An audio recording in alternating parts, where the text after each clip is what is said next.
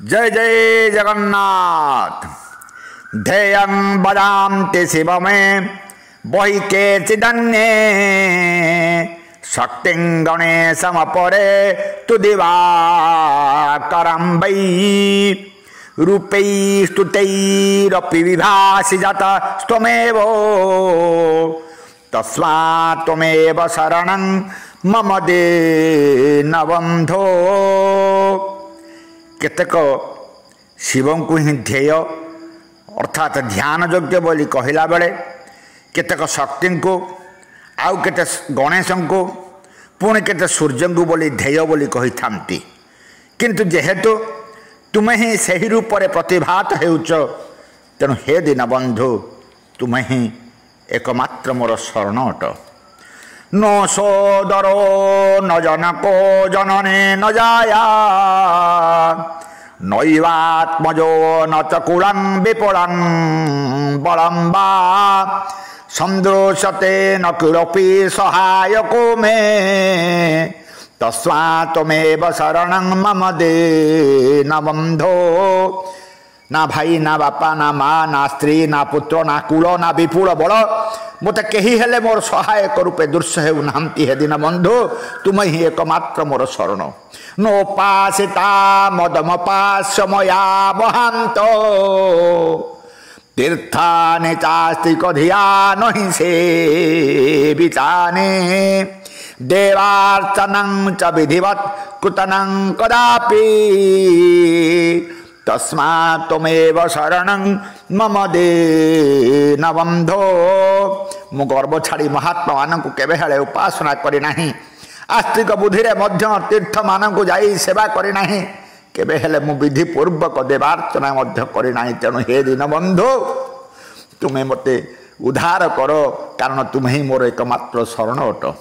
दुर्वासना मम सदा परिकर्षयन्ति चित्तं शरीरमपि रोगगणा दहन्ते संजीवनं च परहस्तगतं सदैव तस्मात् त्वमेव शरणं मम दीनबन्धो।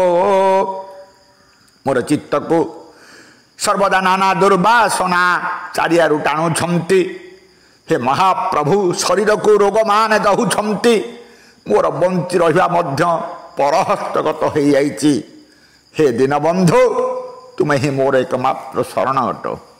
पूर्वकृतानि दुरितानि मया तु जाने स्तुत्वा खेयानि हृदयं परिकम्पते मे ख्याता चते पतित पावन तो जस्मात् तस्मात् त्वमेव शरणं मम दीनबन्धो।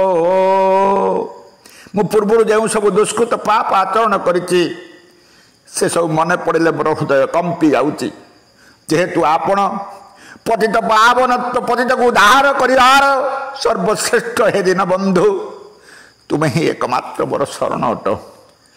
दुःखं जरा जननजं विविधाश्च रोगाः काक स्वशुकर जने निरये चपात हे विष्णुते फलमिदं विततं हि लोके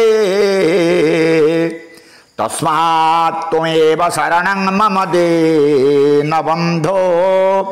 नीच हेले भी पापासक्त पारा पाप परिवेष्टित हेले भी विशेष भाव में मु निंदित हेले भी मुझे थोड़े डाकी दिए हे प्रभु मु तुमर बोली कहे हे ईश्वर तुम्हें परा समस्त को उद्धार कर तुमर व्रत। तेणु हे दीनबंधु तुम्हें ही एकमात्र मोर शरण अट। नीचोपि पाप गलितोपि विनिंदितोपि ब्रूयातवाहमिति जस्तु किलैकवारं तां जस्येष निजलोकमितं व्रतं ते तस्मात् त्वमेव शरणं मम दीनबन्धो। हे दीनबन्धु वेद मानंकरे धर्मशास्त्र वचन मानंकरे आगम मानंकरे रामायण पुराण समूह सबुठारु विधि रे तुम्हें विदित होइछ हे महाप्रभु तुम ही एकमात्र शरण अट। वेदेषु धर्म वचनेषु तथा गमेषु रामायणेऽपि पुराण कदम्ब केषु वा सर्वत्र सर्वविधिना गतितस्त्वमेव तस्मात् त्वमेव शरणं मम दीनबन्धो।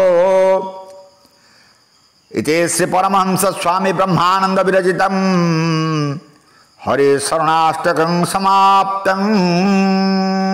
जय जय जगन्नाथ।